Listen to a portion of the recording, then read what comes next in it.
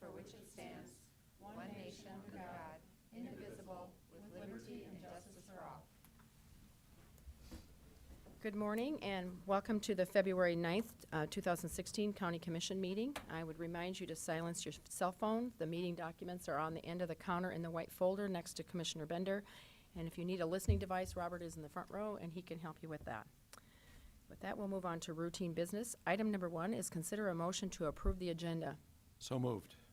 Motion. Second. Second. All those in favor say aye. Aye. Those opposed, same sign. Motion passes unanimously. Item number 2 is approve the county commission meetings from February 2nd, 2016. So moved. Second. Second, any additions or changes? All those in favor say aye. Aye. Those Aye. opposed, same sign. Motion passes unanimously.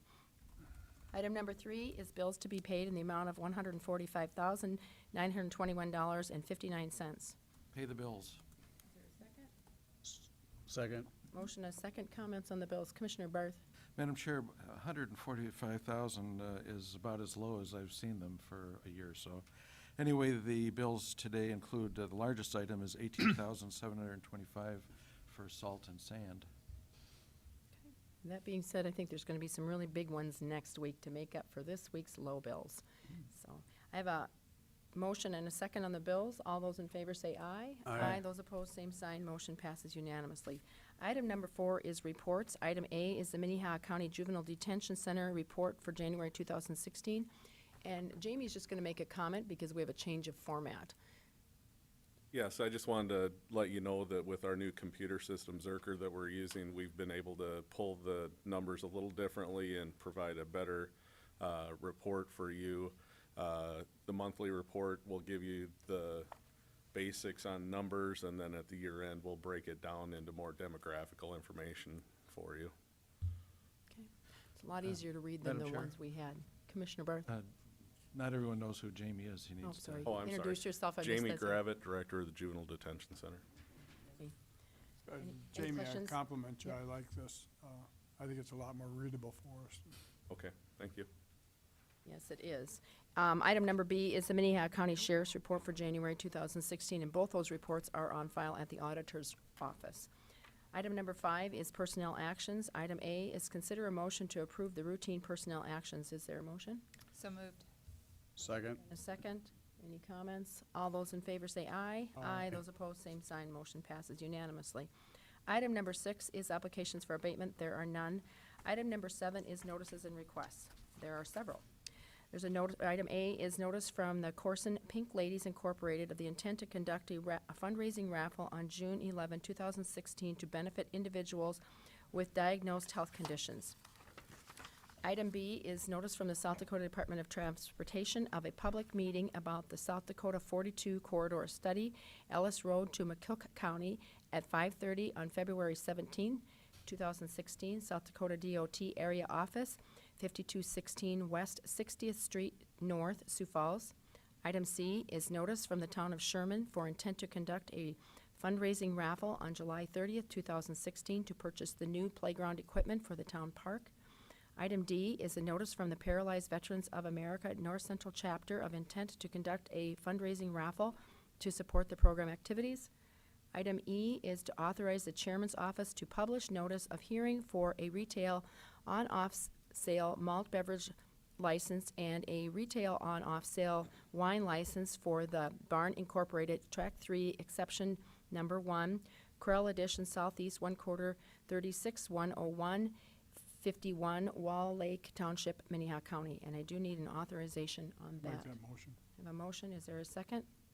Second. I have a motion and a second. All those in favor say aye. Aye. Those opposed, same sign. Motion passes unanimously. Item number 8 is planning and zoning notices. There are none. Item number 9 is petition for comprehensive lien. There are none. Next, we have opportunity for public comment. If there's anyone who would like to speak on something that is not on the agenda, this is your opportunity. Okay. You have to come up here and give your name and your address, and then make your comment. My name is Garrick Moritz. I'm at 505 Center Avenue, Garrettson, South Dakota. I am also the owner and sole publisher of the Garrettson Gazette. I bought this newspaper on October 29th from Matt Anderson of Anderson Publications. I'm basically here before you today because I wish to make a very simple request. On January 5th, you passed a resolution making the Argus Leader, the Minnehaha Messenger, and the Garrettson Gazette as the selected legal newspapers for Minnehaha County. I would like you to amend that resolution to include making payment to the Garrettson Gazette at the rate of 33.1 cents per line, which is the South Dakota Newspaper Association standard for a newspaper of my size. And that standard is also codified in state law to be as the price to be paid for a legal newspaper. Now, I'm aware that the commission chair spoke with Matt Anderson of Anderson Publications yesterday, and I spoke to him shortly thereafter. The agreement that I made with Mr. Anderson when I purchased the Gazette from him in October was to share a percentage of the money that was paid to his newspaper, the Minnehaha Messenger, to run the legals in my newspaper as well. He did this for several reasons. First, he desired that public notices, because they're important to the citizenry of the county, be published in as many places as possible. Since the county only selects 3 newspapers to publish their legal notices, he also did it because he wished to retain his regular contract with you and did not wish me to place a competing bid. On the application Mr. Anderson made, you will also note that the designation of one, he requested the designation of one legal newspaper, his newspaper, the Minnehaha Messenger, not 2, which is, of course, my newspaper, which is a separate business. You will also note that my signature was not attached to said document. Now, after your meeting on January 5th, Mr. Anderson called me. He was obviously under a mistaken impression. He expressed joy that his newspaper and my newspaper had both been granted legal status by the county, and that we would now each be paid separately for our publishing of your legal notices. He conveyed this opinion to me, and as a matter of course, we each signed a document ending our sharing agreement. So that basically that document is, our contract is no longer valid at the present moment. Mr. Wilson from the county office called me 2 weeks ago, and when I sent my first affidavits to the county, as well as a thank you letter to the commissioners for supporting a small local business like myself.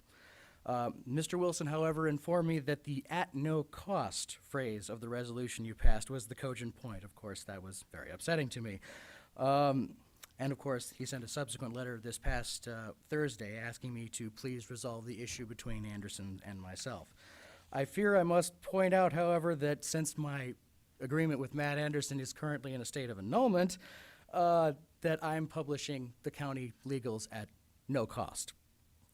Speaking with representatives of the South Dakota Newspaper Association, I've been told that I'm under no obligation to publish said legals if I am not compensated. But as I told Mr. Wilson on the phone when we first spoke about this, I have continued to publish your legal notices in good faith because I believe in public notices and the people's, you serve the people, I serve the people. We work on this together.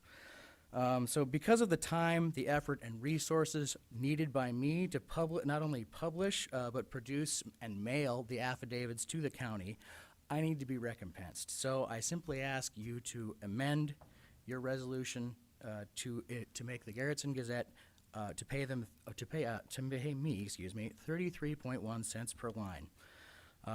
Starting with the first county legals for this year that I published, which was from my issue of January 14th, 2016.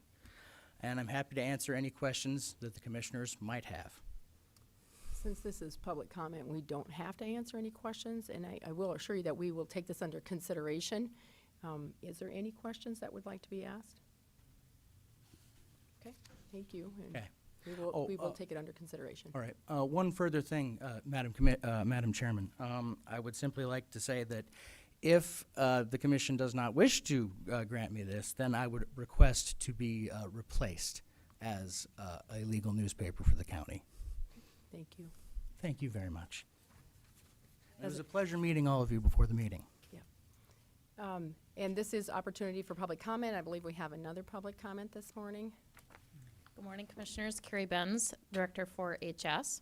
I just wanted to come before you this morning to share with you that we have hired our Assistant Director for our department and would like to introduce her. Her name is Lori Montes, and I'll let her introduce herself and share with you a little bit of her background to welcome her. Good morning. Thank you so much. I'm excited to be here. Lori, just identify yourself. Okay, sorry. Lori Montes. I'm a little shorter than Carrie. Lori Montes, Assistant Director at Minnehaha County now. I have most recently been at the Helpline Center for the last 7 years as the Suicide and Crisis Support Program Director. Thank you. Any questions? Welcome. Welcome. We look forward to So getting to much. know you. Upland Center seems to be our funnel for, For excellent employees, is that what HS. you want to say? Yeah. Okay. Any other public comment at this point? All right, and we'll move on to regular business. Item number 10 is a briefing and presentation for the Drive to Help program administered by the Southeastern Council of Governments. You're on. Jean Crow. Crow, I'm sorry. Hello, everyone. My name is Jean Crow. It's got the E on the end like Russell, Yes. but we're not related. So I'm here to talk about Drive to Help and want to thank everyone for giving us this opportunity to talk about what we're trying to do as far as recruiting volunteers.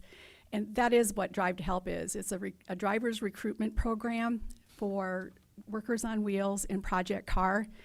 As many of you probably know, the transportation gaps in the city of Sioux Falls, this is rated number 3 as, and what we're trying to do is to correct that. The more volunteers that we get, the more rides that we can provide for people who are homebound, people who need to get to the grocery store and to their medical appointments. So this is our flyer that's up on the screen right there. I did bring some copies of flyers if you would like to take a look at that. And I know that you also have the link to our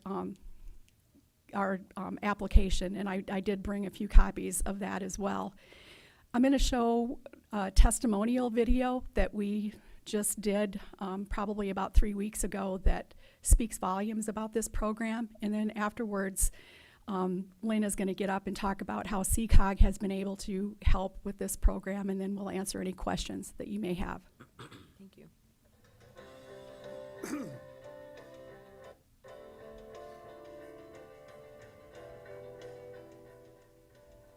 Drive to Help is a volunteer recruitment program for workers on wheels and Project Car.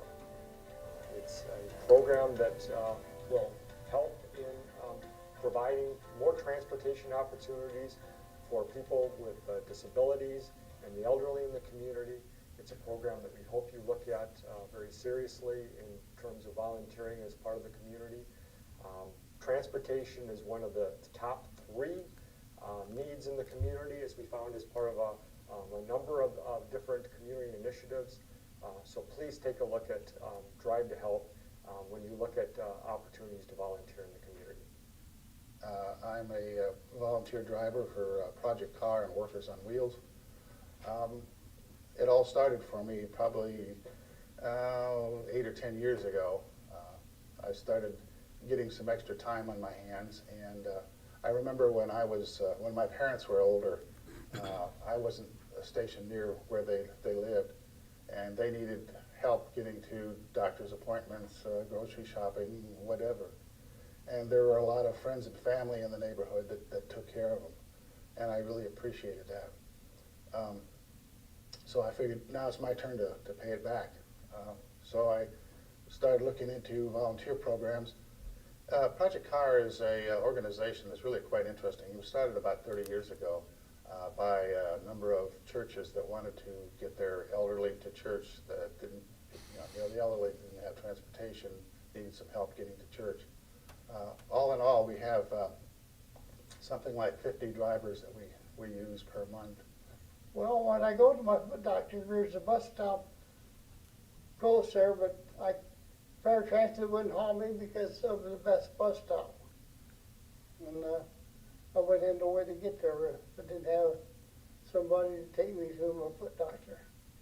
I think Workers on Wheels is a real good program, and I recommend it to almost anybody that did have some transportation to get to go to places. The other organization I work with is Workers on Wheels. That's sponsored, I believe, by the Center for Active Generations. And they're a similar type of organizations, helping people, mainly for grocery shopping or health appointments, that need transportation to and from those. Anyway, I was started getting involved with that. My wife says, well, why don't you start driving for Workers on Wheels too? So I called it. That's where I met Charles, and I got a couple other customers that I've driven for quite a while. And it's very rewarding to, you see some of these people that are, kind of down and out. They don't have a lot of family or friends to rely on. They can't get around. They don't have a car. They need, they need groceries, but they also need somebody to talk to. I've been doing Workers on Wheels for a few years, and I like to do it because I know there's people that need help. So when I drive, Arliss, I drive to the bank once a month and to the grocery store on another day of the month. And sometimes I do it on my lunch break. I can pick her up and take her to the bank, and she can do what she needs to do, and I take her back home. So it's minimal time for me, but for her it's really valuable because she doesn't drive.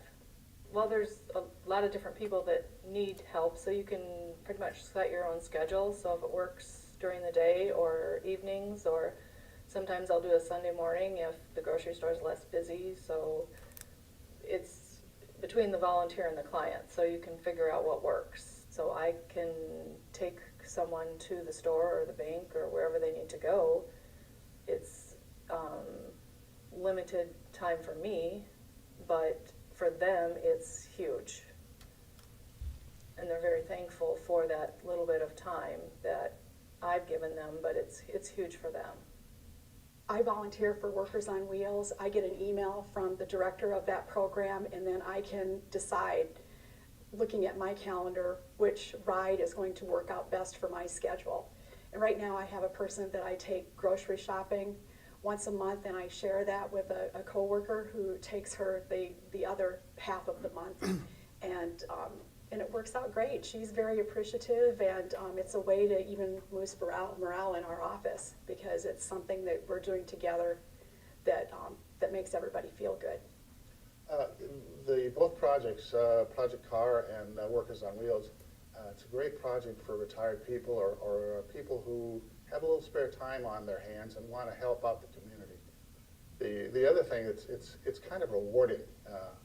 With Project Car, you end up taking the same gray-haired ladies to church every Sunday, and you get to know them pretty well, and they almost become family. If you're thinking of being a volunteer, make the phone call, and you won't be sorry that you did. You'll meet interesting people. If it doesn't work out for one client, it will with another. Sometimes personalities don't click, but most of the time you're doing a good deed and you're going to be happy that you did it.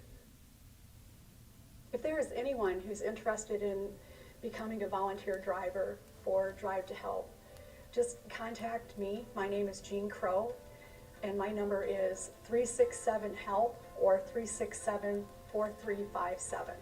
and I can direct you further. Good morning. Lynn Keller-Forbes, the Executive Director of the Southeastern Council of Governments.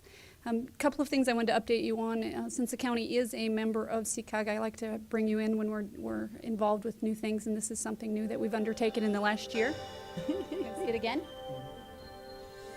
Or somebody else's video? Coming up on City Scene. It sounds like a broken record, but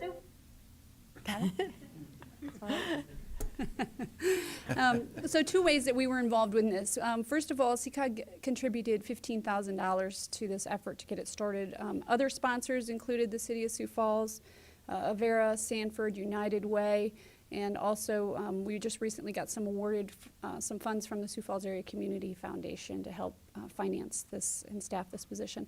Second thing that we've done to be involved at CCOG is I feel like you should lead by example.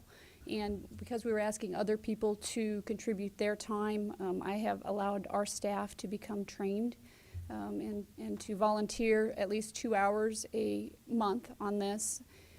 And so we've had almost unanimously, everybody in our office wanted to be a part of that. And so as Jean mentioned, we've got people that are doing medical appointments, we have people that are doing grocery appointments, all those kinds of things. So it's a good thing for staff morale. I don't know what the policy is at the county for volunteering, if you allow your folks to do any of that on their work time or not.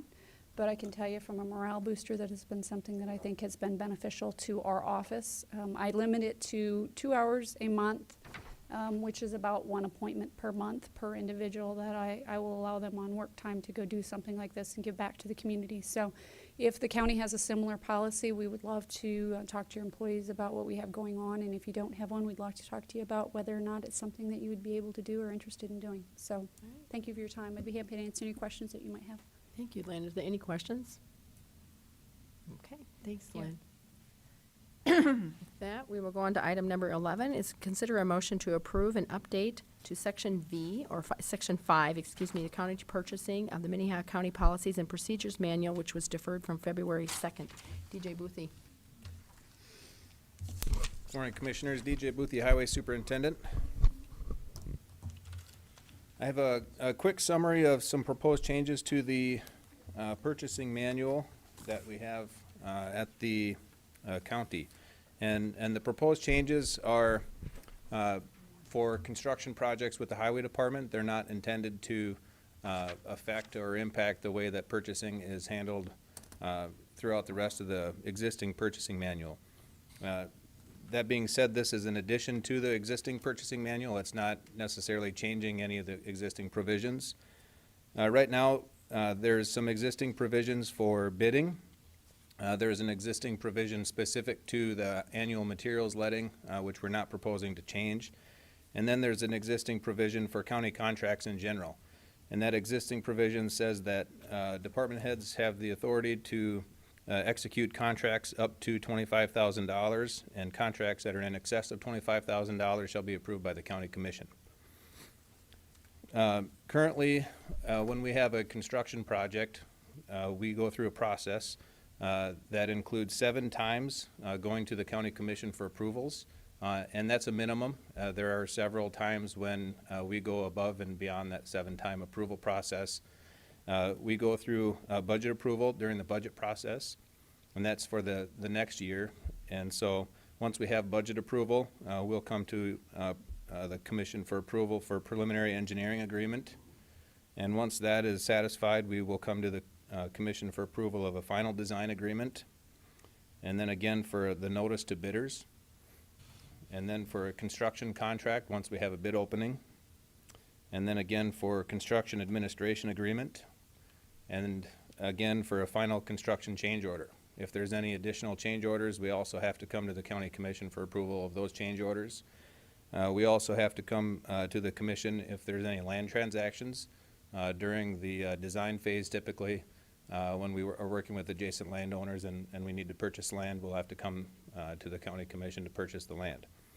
So a minimum 7, typically more than 7, for a current construction project. That requires a lot of effort with staff trying to put together briefing memos and then me coming to the commission meetings to present. And so what we have is a 3-page document that was prepared that has provisions and some of the highlights in that. It's 3 pages which were drafted based off of the South Dakota Department of Legislative Audit bid booklet, which is a summary of statutes, and that information is included in there, more of a reference for staff and how to conduct change orders and that type of thing. But also just to be open government, everything is on the table. This is how we operate, and it describes how we handle change orders and how we handle the construction process through an administrative standpoint. Some of the highlights in there, what we're proposing is that agreements for engineering and architecture services, if they're less than $100,000, the department has the authority to execute those agreements as long as they're budgeted for. If they're greater than $100,000, then we set that dollar amount thinking if it's greater than $100,000, this is a really big project. Let's make sure that the commission is involved in more of a formal way. And so if they're greater than $100,000, we still come to the county commission for approval of that agreement.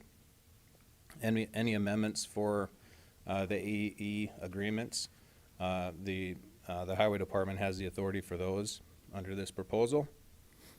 And then all construction contracts that are in excess of the statutory bid limits, which are currently $50,000 for construction, those do have to come to the county commission for approval. And so before, when we came for approval for the preliminary engineering agreement, the final design agreement, the notice to bidders, those three things will be handled administratively on a department level, and the construction contract would then come to the county commission. And that's kind of the point in the project where we say, all right, we have a dollar amount where we know how much this project is going to cost. We're recommending moving forward. County commissioners, are you sure that you're on board that we should be moving forward with this project? That was a budgeted project. Any change orders? And we had a discussion last week that change orders, we want to make sure that they're handled quickly and they're not holding up a contractor. So we're proposing that change orders are handled on the department level with notifications being given to the auditor's office because it's a contract issue, to the commissioner liaison of the highway department, just to keep the commission in the loop on what's going on, and then again during the monthly reporting process.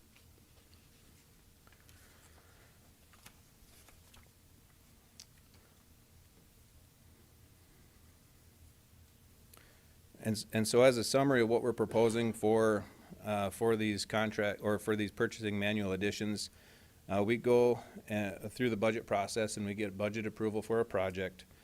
The project is handled administratively within the highway department, and we come to the commission for approval for a construction contract. And then we provide monthly reports, and there is an example of a fictitious project that we created, and so there's not a lot of meat to the report, but there's an example of what a report might look like for any given project at the end of the briefing memo. There's an example right there. We provide those every month for every project that is currently underway, and we think that this is more of a functional, appropriate way for the county commission to be involved in projects, and it's a lot more easily understood where the projects are at and how they're progressing if you see a report like this with some of the information that's available. We'll have project information, cost information, contractor information, some brief updates on the schedule and what's being worked on with the projects. And we feel that that's important for the commission to understand, not necessarily how much a change order was processed for. I mean, that information will be there, but we want you guys to be seeing the big picture of things, not necessarily the minute details. And we will involve our liaison on a pretty extensive level. And this is, again, just to really streamline how we conduct business and make sure that we're operating efficiently and effectively. And I'm open to any questions or comments that you might have. Any questions for DJ? Commissioner Bender. DJ, I know you just mentioned that you thought change orders would show up on this report. Yes. Are you thinking they would show up in the orange column and you just update us as to where you were on change orders, or how were you thinking that would get reported out? Like I said, this was an example that we wanted to put together just so the commission can kind of see the idea of what we're looking at for a project report. This is by no means an exact replica of what you might see, and so we'll base our monthly report for a project off of this document, and we'll include it probably on the left-hand side. It says contractor for this example was Pram Construction, and the bid price was $460,000, and the percent complete's listed there. Right under there, we would list if there's any change orders and what the current contract amount would be. And then on the schedule bullet points over there, we would see if there's any change to the schedule, any delays for weather or additional work that was authorized through a change order, that type of information. And like I said, I mean, that's what I'm just thinking it might look like when Jason or our consultant is putting this document together. They might think of a better way to put it together. And so it might evolve over the first couple months just to really make it clear and concise. Additional questions? Commissioner Barth, excuse me. DJ, you said that right now there are 7 steps that you have to come to the commission with. So which steps or how many steps would you be coming with in the future if this were adopted? So right now, there's a minimum of 7 times that we go to the county commission for approval. Under this proposal, there would be a minimum of 2 times that we would go to the commission for approval, that being the budget approval process. And I'll restate that, three times, because we have the budget approval process for the county commission's budget, and then the required 5-year long-range plan that is required by state law for us to participate in the bridge improvement grants. And then the 3rd time would be under the construction contract. When we have a bid opening, we'd come and request approval of that construction contract. Madam Chair. Commissioner Barth. So DJ, would you then be putting these things out to bid, publishing RFPs in the paper and stuff without coming to us? The notice to bidders would be approved on a department level per this proposal. And so we would work with the auditor's office as we do today. But rather than receiving the approval to go forward with a notice to bidders, we would prepare the notice to bidders and just provide that to the auditor's office. Additional comments? Madam Chair, could I ask our auditor a question? Yes, Commissioner Barth. Bob, you know, as these things go out, RFP, et cetera, your office would see them and your office would be opening these RFPs correctly? I mean, you know, as the bids came in? I believe that's the way it's been described, yes. And so if there were anything that was seemed irregular or anything, you'd obviously be on top of it, right? Well, that we would hope so, and Cindy, of course, handles the contract portion of it, and we would check for mathematical veracity. That said, DJ is a department head with his own budget, and the Department of Legislative Audit, who happens to be in this building right now, is the gatekeeper of DJ's funds at the end of it all. You know, he's got a budget bigger than probably half the counties in South Dakota, so they go over it pretty good. More than half, I think. Yeah. Additional questions? Commissioner Kelly. DJ, is this the process that the state uses at this time with the $100,000 number in there? The state of South Dakota, I have not reviewed their purchasing policy. I'm not familiar with that from a transportation side. I'm not sure. I am familiar with the City of Sioux Falls policy, and that was one of the documents that we used in when we formatted this policy. And it's not 100% consistent with the City of Sioux Falls document, but a lot of our document is based off of theirs. I also use the Federal Highway Administration document called Project Streamlining, Every Day Counts. And so that's a document that they've prepared over the last several years that they've tried to minimize the amount of red tape that happens with public funding of construction projects and see things move faster. And that's based off a lot of state projects and federal projects that have lasted years and years and years before they ever get to construction.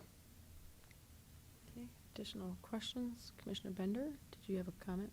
So I think Commissioner Kelly's question dealt in part, at least, with the $100,000 parameter, and I know you and I had an opportunity to visit about this a little bit. It's my recollection, but I'm not sure if I'm correct, that may not be exactly what the City of Sioux Falls uses as a number? The City of Sioux Falls doesn't explicitly use a $100,000 value. That was a value that our department came up with that we felt like we would be comfortable with authorizing, and also based off the projects that we have conducted in the past and we look at performing in the future. $100,000 would cover the majority of our agreements that we work with consulting firms with, but it would, I guess, exclude some of the really big projects. Big projects might be like the Redwood Boulevard Bridge that we have proposed for construction this year, the Highway 149 reconstruction that we have proposed for this year. And when we have those big projects, we still want the county commission to be involved. But when we have a more routine, smaller project, we feel like we're comfortable authorizing those as long as we're given the budget authority and it's something that is in our project plan. We feel like we're capable and comfortable moving forward with those without the authorization. And I definitely, I think, spoke with 3 of you and told you that if you're not comfortable with that $100,000 value, we're certainly open to adjusting that if that's necessary to get this proposal moving forward. Commissioner Kelly. it seems to me this puts a lot more emphasis on the budget and what we're doing at budget time, because that's really our input into everything you're doing. Any significant changes or any changes to the budget approved project would have to come to us, is that? I'm not sure I understand Well, your if you question. like, for instance, the Split Rock, the bridge. Now, that's basically dependent on whether we or not we get the bridge funds from the state, correct? Yes, And yes. so if you were to not do that, would you come to the commission and say, we're not gonna do that this year, and we have these funds, therefore we wanna go over here? Right. If there was a project that we had funding for because a different project did not move forward for any reason, under this proposed policy, we wouldn't be able to just move forward with a different project. The projects that you're giving authorization for us to move forward here are only budgeted projects, and they have to be in that long-range plan that is adopted by the county commission for that budget year and during the budget process. Okay, and say on a microsurfacing, if you were going to do, south of 42 and you, for some reason, you could change it to north of 42, is that a commission item then, or is that something that's going to be done? As long as it was within the budgetary authorization that was given during the budget process, we don't necessarily give the commission the information of the exact project limits for a microsurfacing project or an overlay project because we don't know until that year. And so we request, let's say, $800,000 for a microsurfacing project. And then as we go through the planning stages of a project and the design of a project, then we determine that the project limits, knowing what our budget is. And so we would be able to change the project limits, but we wouldn't be able to increase the budget. And that's why it's important for us to come forward with a bid award recommendation, because hopefully all of them or most of them are below that budgetary dollar amount, but certainly could be possible that some of them are above the budgeted dollar amount. And we think that that's an important step in the process that the county commission should be involved in. Okay, Commissioner Benega? DJ, when you've got a project, let's say, just use an example, that's $250,000, it's been approved by the commission, and frankly, it's gone through all the processes that you described. But then when the contracts come back and you've got a change order for $100,000, which is what you're suggesting the change order limit should be, that's a 40% of the contract itself, because of the fact that either the construction season was shortened, or frankly, there could be some issues with the project itself on the estimation.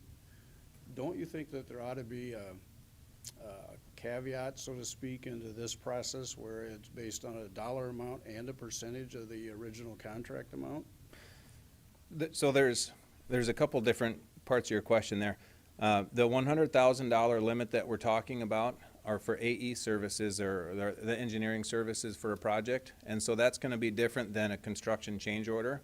And so the construction change order authorization is actually, it doesn't have a dollar limit that's proposed in the policy update. What is in the policy update are the 3 statutory requirements for approval of a change order. One of them being that it has to be, or that it's allowed if it has unit prices in the contract. So most all of our contracts are unit price contracts, where you, for example, you might have 10,000 tons of asphalt. And so it's legal to authorize a change order if you're increasing or decreasing the number of units for a unit price contract. That's one way to authorize a construction change order. The second way is if they're what we call unknown conditions. And a good example of that, when we have a bridge, we excavate the bridge ends for the new abutment construction, and we find an abutment from a bridge that was built maybe 100 years ago. And so often we'll have a construction change order to remove an old abutment that we find. And so that's the second way that we can approve a change order. And then the third way is if it's not unknown conditions and it's not something that we have a unit price for, it's something that we negotiate. And this is the one that I think you might be interested in. It's based off of a percentage of what the contract amount is. And so for contracts less than $500,000, The greater of $25,000 or 15% of the base contract, that initial contract amount, you can negotiate for items that are outside of the scope of the work for that dollar amount. And then if it's a contract between $500,000 and $2.5 million, it's the greater of $75,000 or 10% of that base contract amount. And then for contracts exceeding $2.5 million, it's the greater of $250,000 or 5% of the base contract amount. And those are very rare, and we really don't like to do those types of change orders because, like I said, generally they're outside of the scope of the initial work. And that's why this legislative audit has set requirements on the maximum dollar amount that those can have. Commissioner Kelly? Well, since this is just a briefing memo, I'll make a comment on it. I think this is a good, you know, we see on these little teeny change orders that they've got to go through us and delays things, and I assume you're going to bring this back for action. We briefed on it last week, and I was hoping to get action this week, and if you would like to defer it, I'm happy to come. Well, I'm on vacation next week, so if there's a deferral, it would probably have to be 2 weeks. Kirsten, did you have a comment? Yeah, I just had a quick comment. The change order exceptions that you were just talking about, actually those are set by state statute, Right. just to be clear, not legislative audit. That's enshrined by the legislature, so just to clarify that.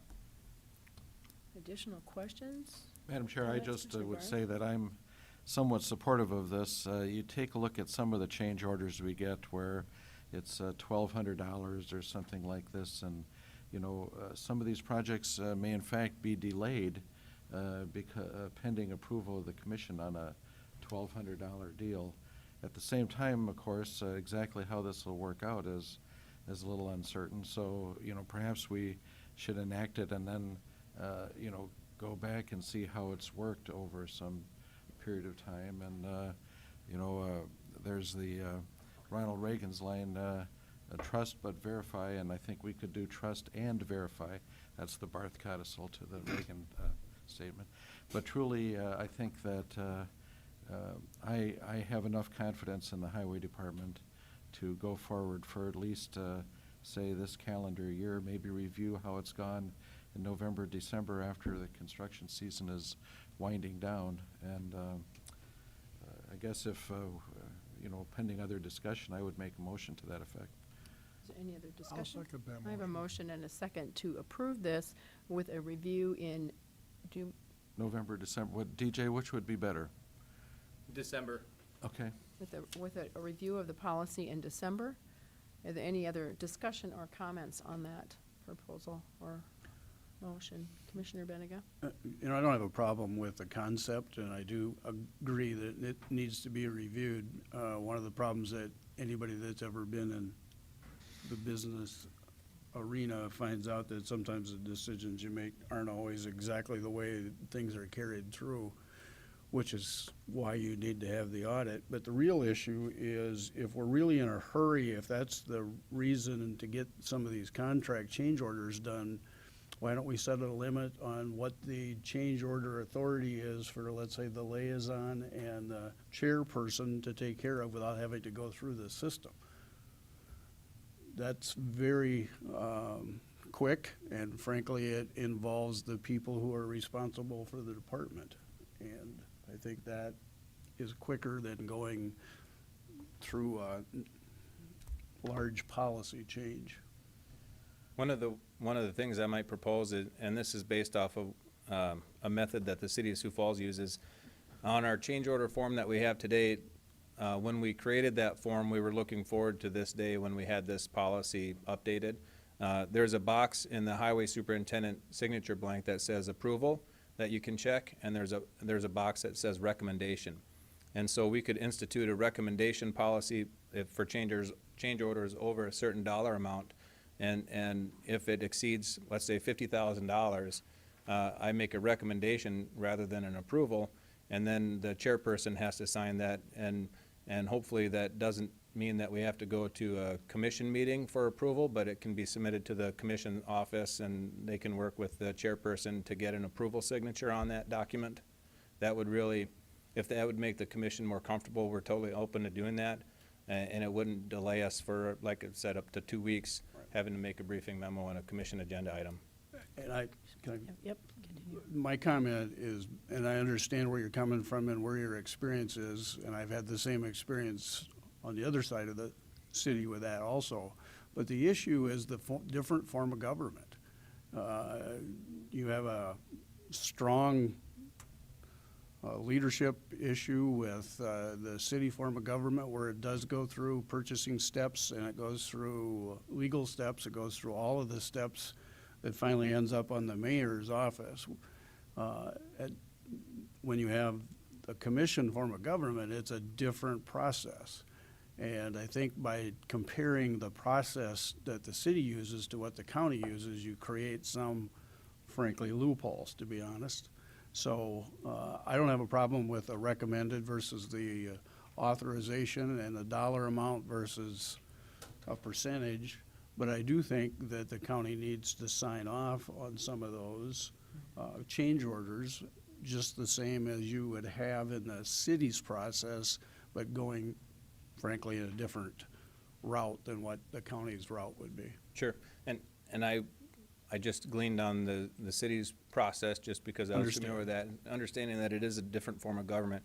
That part of the state's purchasing process I am familiar with. The State Transportation Commission does not approve change orders. That is a department level process. And so. I think that's based on the size of the project, if I remember Well, right, what the and statute. it's based on their schedule because they have monthly transportation committee meetings. And so we're fortunate that we have weekly meetings here. But again, if we hold up a contractor that's waiting to do work for a week to 2 weeks, then that does definitely create some issues. That's not the issue for me. Gerald, I guess I have a question. Would you be more comfortable if, I think the liaison has to be involved, the liaison and the chair, just like we do on some of the HR stuff. And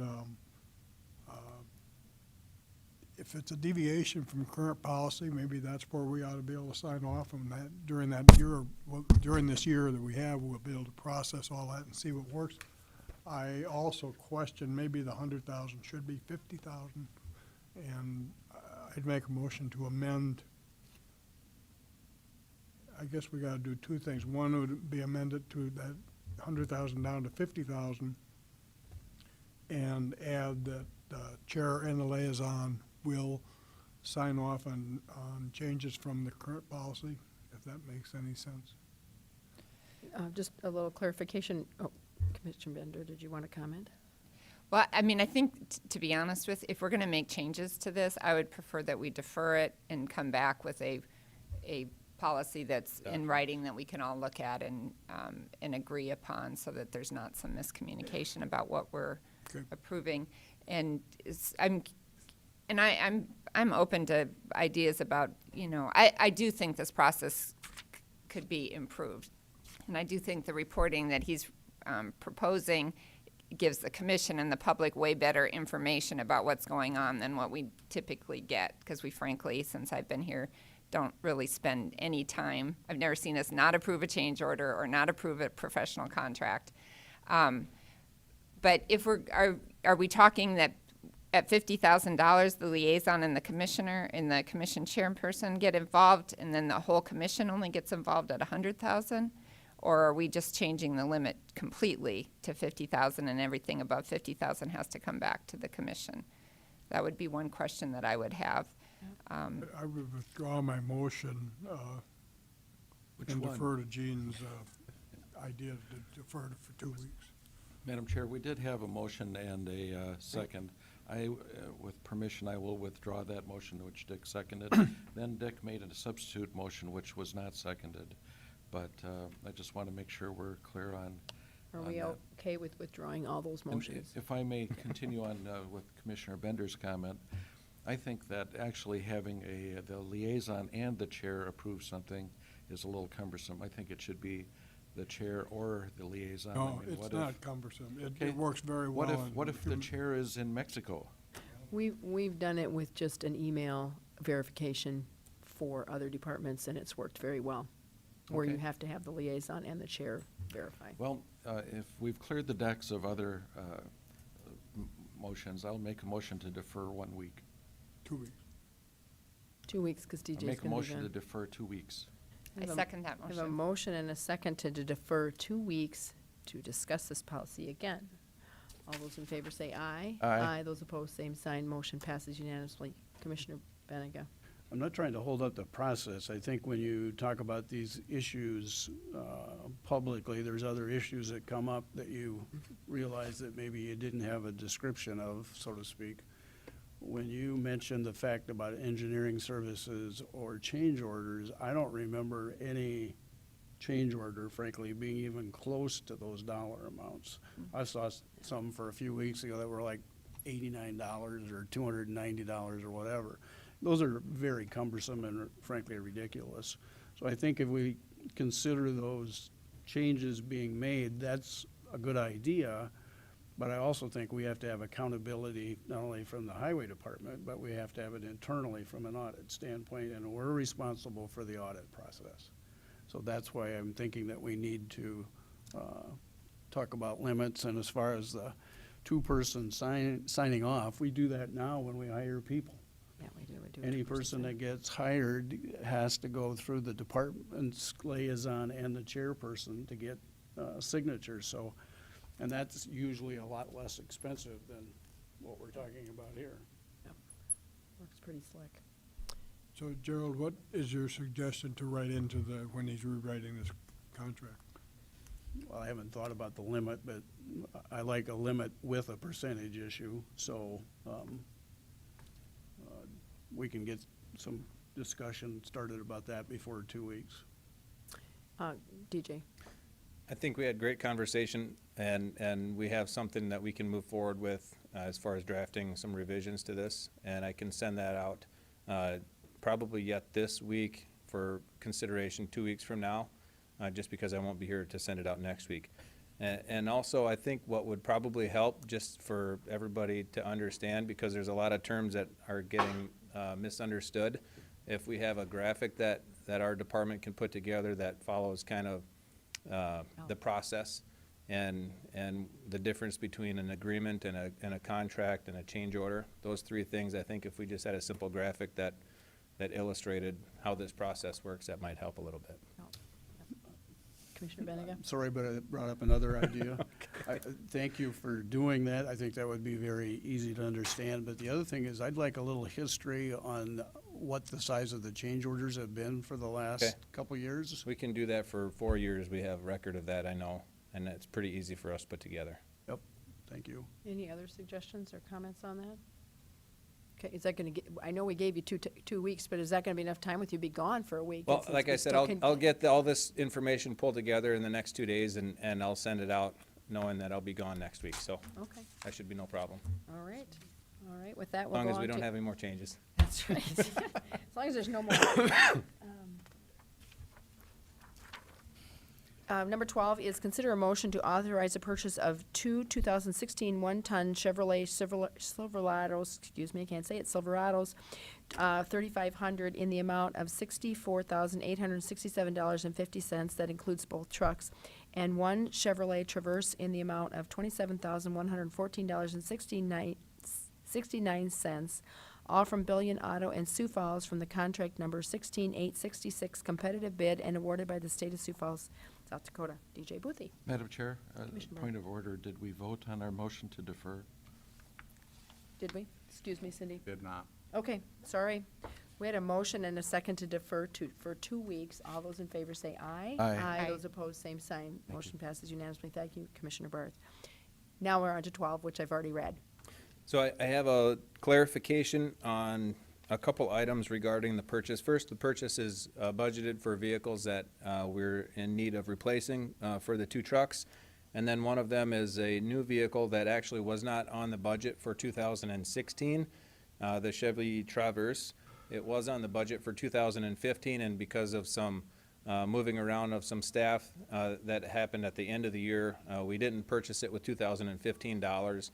And so we do have plenty of cost savings in 2016 where we have money available, although it's not budgeted, that we would be able to put towards the purchase of this vehicle. The $64,867.50 that was listed in the agenda item That number I just want to touch on real quick here. The state bid price for each one of the 2 trucks is $28,616, and that includes a $600 savings, if you want to call it that. For one of the 2 pickups, it had a blue paint charge of $600. We've since removed that. And so both of those pickups, the state bid price is $28,616. And then the remaining of that $64,000, then $267.50 are some aftermarket type things that we put on our work trucks, our service trucks, the toolbox, the fuel tank and pump, and safety lights. And so those are additional costs that aren't part of that state bid contract price that are put towards the truck. I just wanted to make sure that the motion wasn't paying $1,064,267.57 or 50 cents, because that's not how the transaction works. Can you give us the total for the motion? For the motion, Just need to approve the if you truck. I think- authorize the purchase of 2 pickups at $28,616 each, and a Chevy Traverse in the amount of, I don't have a calculator up here. Well, I think it's $26,477. If you make that motion, then we can move forward, and the aftermarket things are covered in our servicing budget, and so that's not necessary to have a motion on that. Okay. That's my motion. I have a motion and a second to approve that authorization of those 3 pickups with the amounts that DJ just said, because I didn't get them all written down. All those in favor say aye. Aye. Those Aye. opposed, same sign. Motion passes unanimously. Thank you. Thank you, DJ. Next one, item number 13 is consider a motion to authorize the chairman to sign with the South Dakota Department of Transportation for the 2016 pavement stripping program, project number P000S00012 PCN 03DJ in the amount of $105,071.34. I apologize, today is a very confusing agenda item day. I will be very happy to run through the math process that the state uses for us to get $105,000. It's confusing, I understand that. If anybody would like to hear that, I'm happy to go through it. If not, we're just looking for an approval of $105,000 to put towards a state DOT striping project. This is a contract that we have used We use several it every years single year. now, and Yep. so we have gone through this several times, so if Make a anyone. motion to approve this contract. I have a motion, is there a second? I have a motion and a second. All those in favor say aye. Aye. Those opposed, same sign. Motion passes unanimously.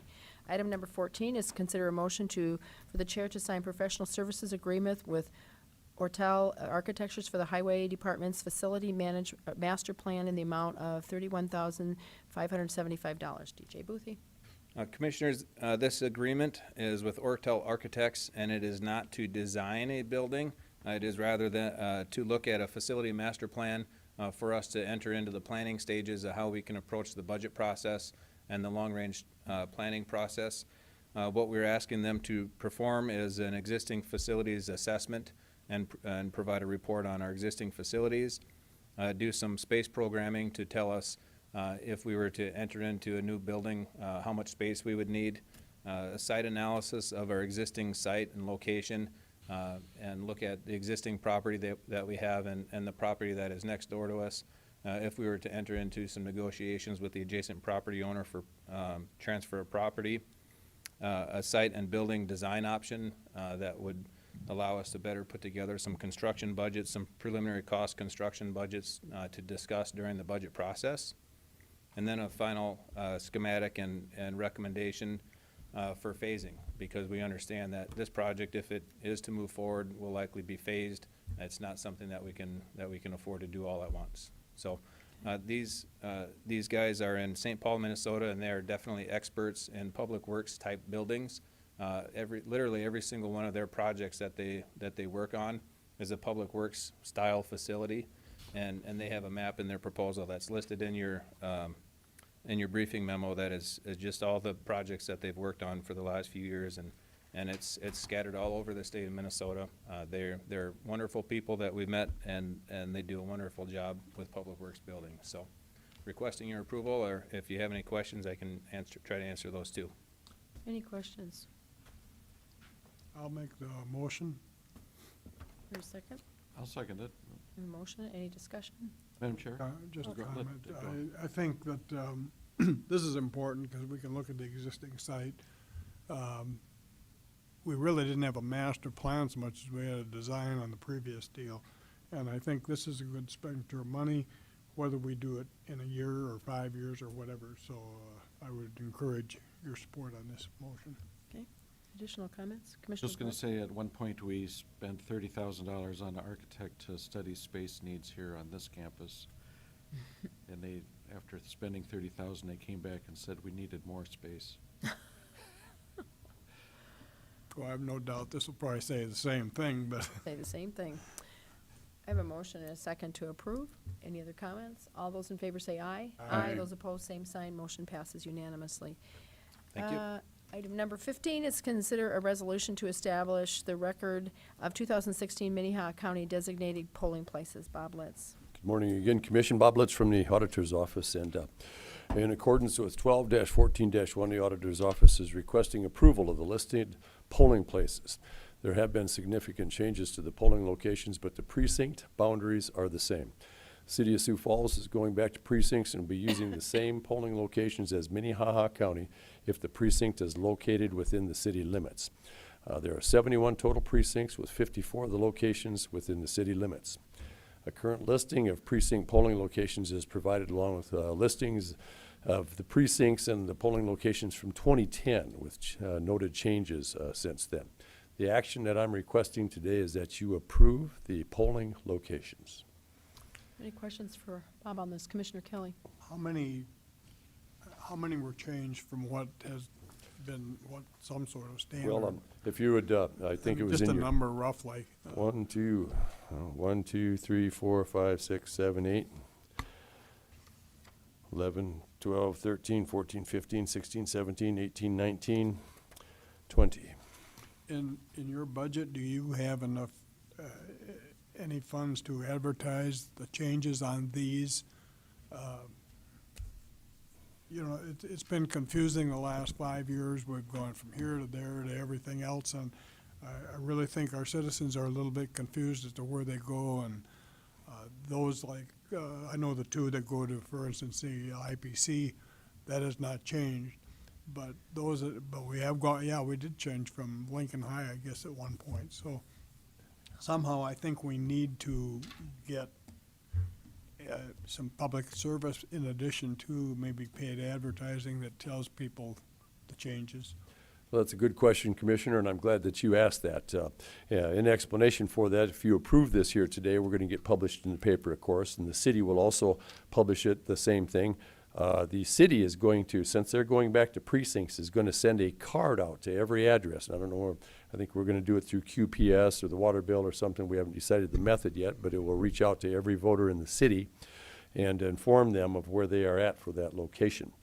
And then also the difference between the 2014 and the 2016 precinct places, since I've been on precincts all the time, I will notify the voters that if anything has changed between 2014 and 2016, because previously we had sent cards out to all those people. But I agree with the election centers and the moving of the things and the schools. And as you can see on the 2010 delivery list, there's quite a few valid reasons that we did move polling places. And I'd like to tell you also that I've lived in my place since 1997, and I've been sent to 5 different polling locations, and that was long before I got here.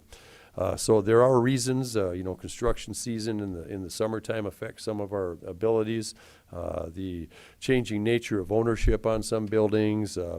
There's a lot of different things. And ADA, when I first got here, is a pet concern of mine, and we pay a lot of attention to that. I would also have you note that the city and I have worked very closely on this list, and we've gone over several options, and it was difficult this time because of some of the locations of the places that we lost. There was nothing around that was interested in having us, so we kind of had to get creative, and we wound up with a pretty good set of locations here. So, but yes, there will be, like I say, and then also I'd like to put this up on the county website. I believe we can do that.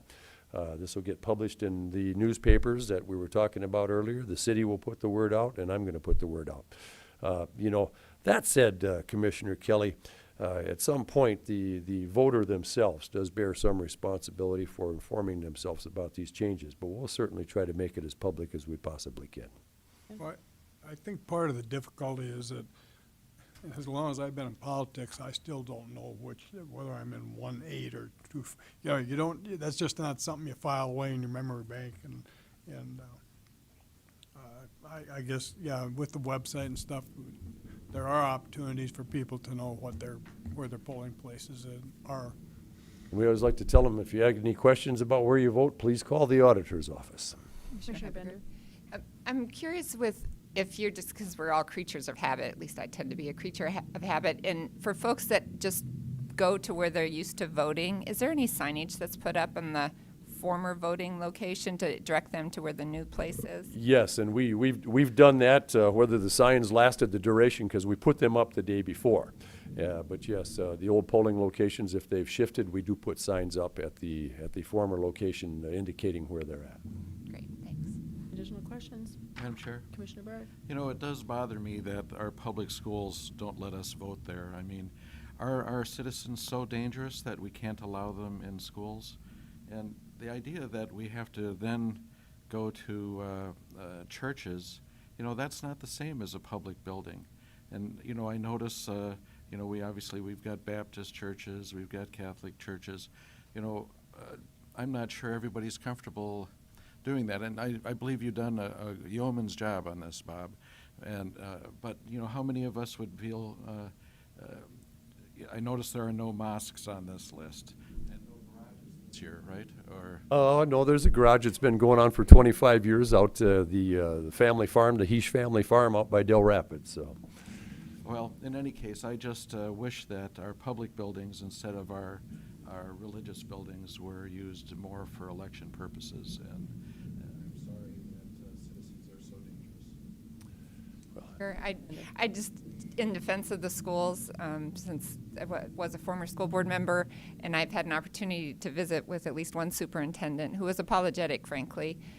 But the world has changed quite a bit, and they have a very high burden to care for kids, and there's increased traffic in their parking lots, and if you have elementary school kids out playing, they've got safety issues regardless of whether the person is in their building or not. So I can understand the decision that they've made, and I do appreciate all the private individuals and churches and anybody that's made a building available for a polling place.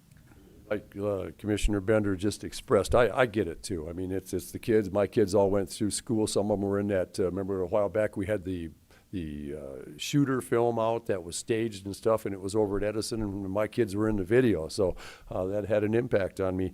The other thing that I would tell you, Mr. Barth, is quite frankly, a lot of the schools with the situation with the parking lot at 4 o'clock, people are getting off work, kids are getting out of school, creates quite a bit of congestion. And I would also suggest to you that most of the parking lots and the access into the building, it's for kids. It's not for seniors that have mobility issues. It's usually quite a distance between the parking lot and the front door for most of the schools, and then getting down the hallway to wherever they put us. So while the inconsistency does trouble me, I would just tell you that I think we're making the move towards more consumer-friendly, if you will, locations for the voters. Additional comments? Madam Chair, I fully understand Commissioner Bender's comments, and again, I'm very happy with the effort that the auditors put on this, but as a former fifth grader, I just soon have election day off. That's a great Mind you, idea. the schools did used to give election day off, and also the liquor stores and the bars were all closed until 7, and now look what's happened. Back to the business meeting here, I would look for a motion to consider this resolution. So moved. Second. I have a motion, a second. All those in favor say aye. Aye. Those opposed, same sign. Motion passes unanimously. Thank you, Just a Bob. personal note, Madam Chair, it's very gratifying to me to hear Mr. Barth quoting a Republican president, even if it was on daytime. Thank you. Item number 16 is an update in the status report of the 91st legislative session on bills that impact Minnehaha County Commission. Minnehaha County, not necessarily Commission, the Minnehaha County. 16. Good morning, Commissioners. Robert Wilson with the Commission Office. I got a number of bills to review with you this morning. Obviously, probably the first two that we as a commission and you as commissioners are keeping an eye on are Senate Bill 2 and then House Bill 105. Senate Bill 2 obviously would provide for the redistribution of the alcoholic beverage tax. I'll get to that one in just a moment. House Bill 105, which would update the fee schedule for a number of county offices that charge fees, most notably the Sheriff's Office and the Treasurer's Office. I bring that one up first just because I did a last-minute check this morning, and that has now been scheduled for a committee hearing tomorrow morning. That is going to be heard in Senate Local Government tomorrow morning. And Commissioner, Robert, I'm just wondering, what would the impact be? Do we have an estimate of what the impact might be to Minnehaha County if Senate Bill 1005 passed? House Bill 1005, that is in committee last week when it was on the House side. It was estimated that the general fund impact to Minnehaha County on that one would be $500,000. So basically a minimum, I mean, that's a great number, but it's also a minimum impact to the issues that we have in front of us. And But again, it is important. Yes, I'm not saying that. And again, those fee updates came out of the legislative study, and these really focus on services provided by the Sheriff's Office and the Treasurer's Office, and their fees that have not been updated in some cases in decades, and it's a move to, if not get back to the actual cost of service of providing each of these, at least move towards that in that direction. Right. And so that's the amount on that one. I wanted to bring that one up first just because when I did a last minute check, that one has now been scheduled for hearing tomorrow morning. A couple of the others that we've been following here. We've got a number that have been introduced in the last week and in some cases have already had action. House Bill 1192, an act to prohibit certain inquiries during a public employment application process about an applicant's criminal history and to provide a penalty for a violation thereof. Nationally, this is one that you may be familiar with, is known as Ban the Box. That was introduced and heard in House Judiciary and was sent to the 41st day. So that was, I believe that was heard yesterday and defeated. Another one that came up last week has not been heard yet, House Bill 1232, an act to provide for additional openness of local government meetings. And this would require a board, such as yourselves, to hold at least one meeting a month after normal business hours in a move presumably to make it more accessible to a greater number of members of the general public who would not be able to attend a meeting during normal business hours. Again, referred to House Local Government Committee has not yet been scheduled for a hearing. 1239, an act to provide for the election of the County Director of Equalization. That it would put the Director of Equalization in a class as the other 5 elected officers in the county. It would take effect in 2018. Referred to House Local Government, has not yet been scheduled for a hearing. Madam Chair, I just would like to say I think my daughter would be a great candidate as the Director of Equalization and determine our tax levels. Does she know anything No. about this? Well, That's what she's I thought. I'll help her with that. Okay, all right. Senate Bill 2, again, the Alcoholic Beverage Fund bill that we've been watching quite closely has been approved by House Local Government Committee. Next step will be debate on the House floor. Expect that to happen. I won't hazard a guess.